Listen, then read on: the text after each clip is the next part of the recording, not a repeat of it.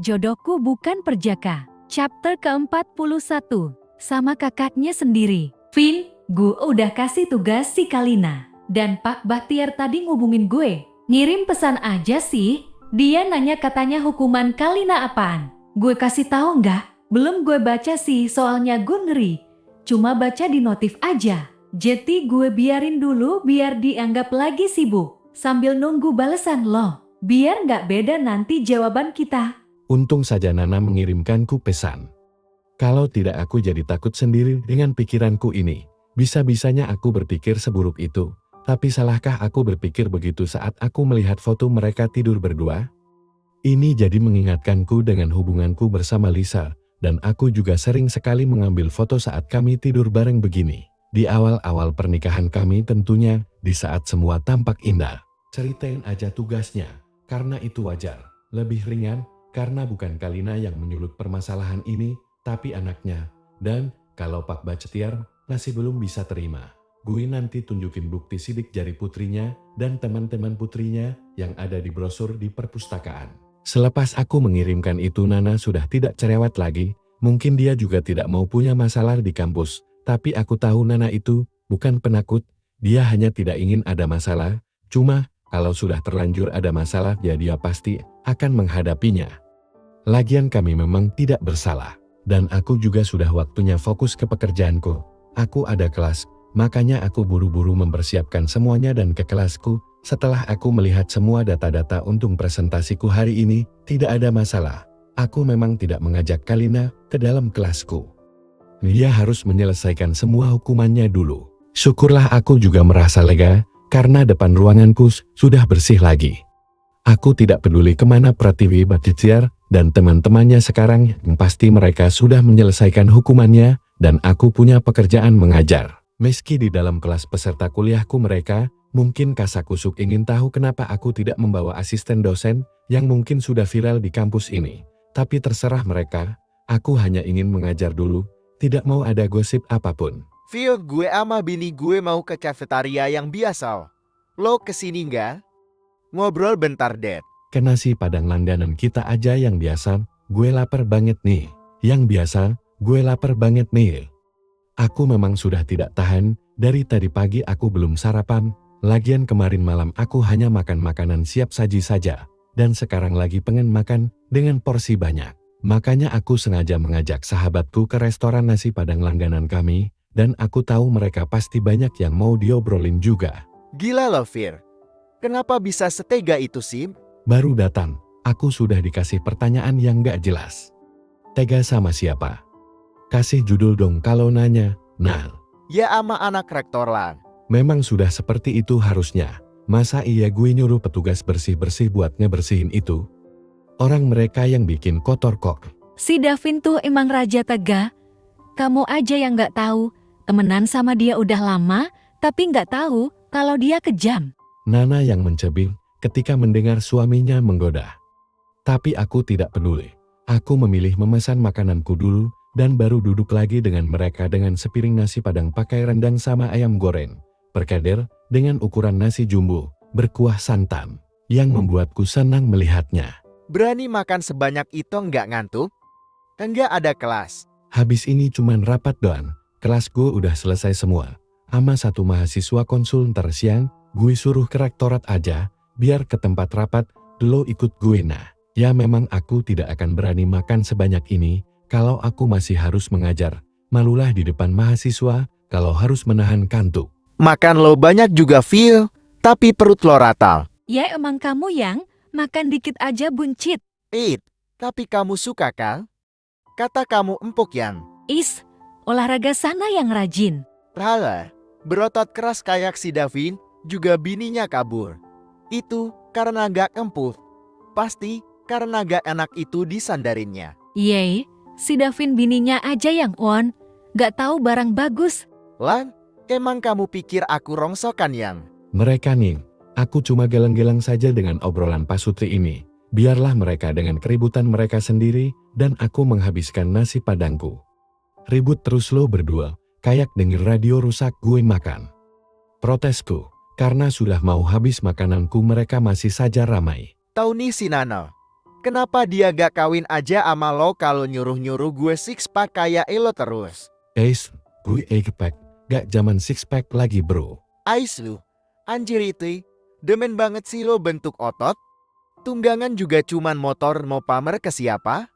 Yang ngelus juga gak ada. Protes Agus sambil menunjuk motorku di depan. Udah nongol lagi tuh.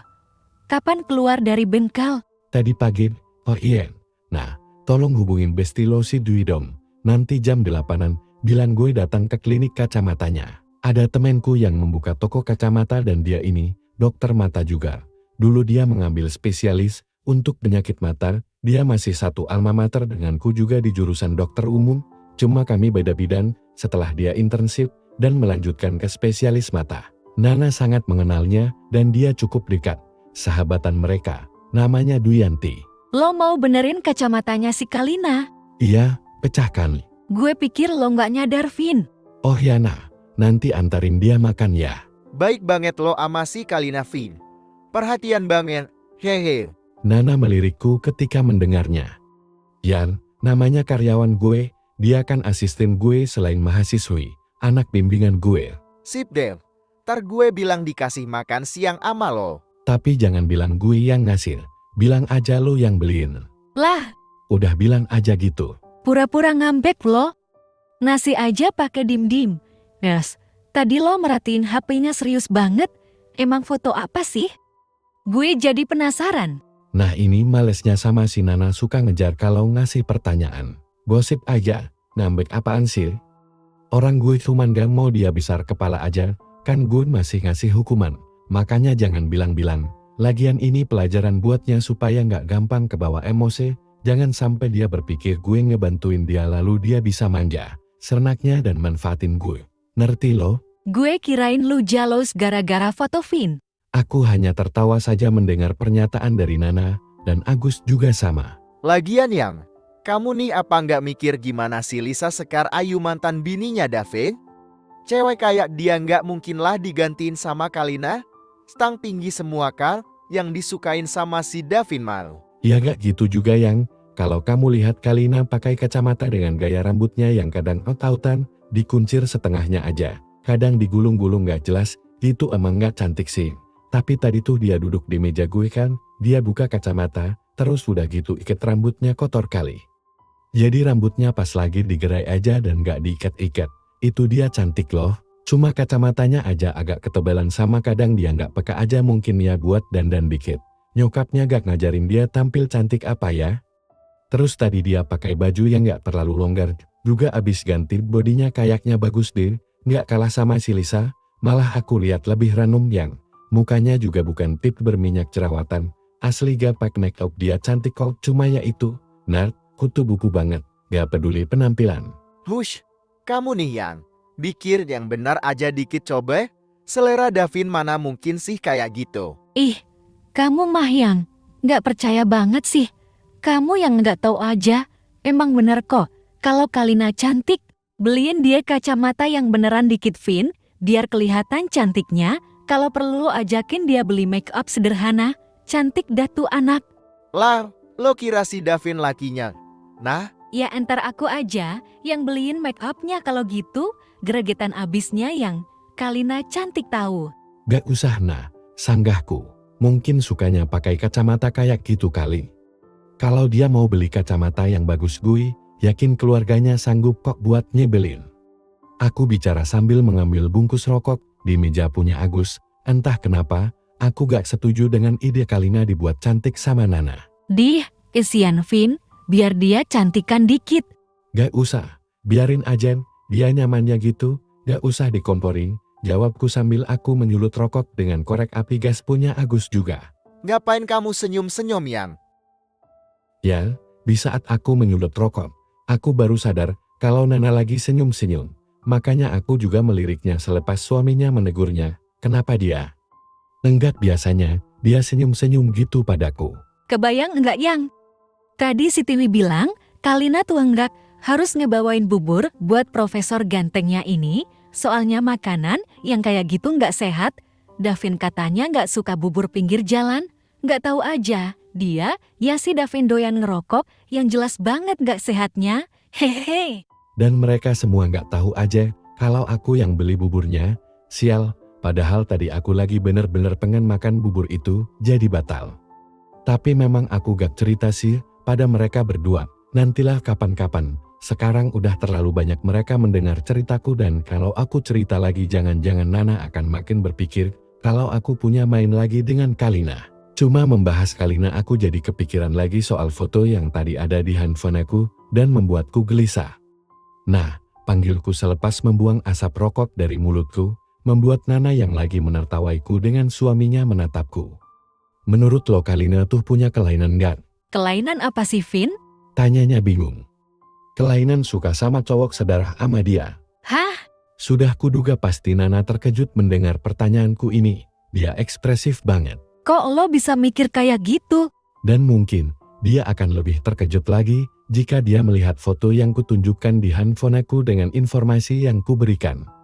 Nama cowok itu Samudra. Anaknya sakit kanker darah dan dia itu kakaknya Kalina. Mereka berdua datang ke ruangan praktekku dan aku sendiri yang mengambil sampel sumsum tulangnya Kalina. Samudra yang kata Pratiwi Bachtiar adalah cowoknya, tapi aku tahu itu bohong. Hah? Bentaran, Vin? Otak gue loading dulu. Apa lo bilang? Jadi cowok yang disukain sama anaknya rektor itu, kakaknya Kalina. Sip, jangan lo sebarin dah. Kalina gak mau ada yang tahu, pelanan ngomongnya. Karena memang pembahasanku bukan itu, aku kembali menunjuk gambarnya sambil berbisik pelan, supaya hanya meja kami saja yang dengar. Dari cara mereka tidur berdua bareng begini, apa menurut lo nggak ganjil gitu? Maksudnya apa mungkin dia main kayak gitu sama kakaknya sendiri?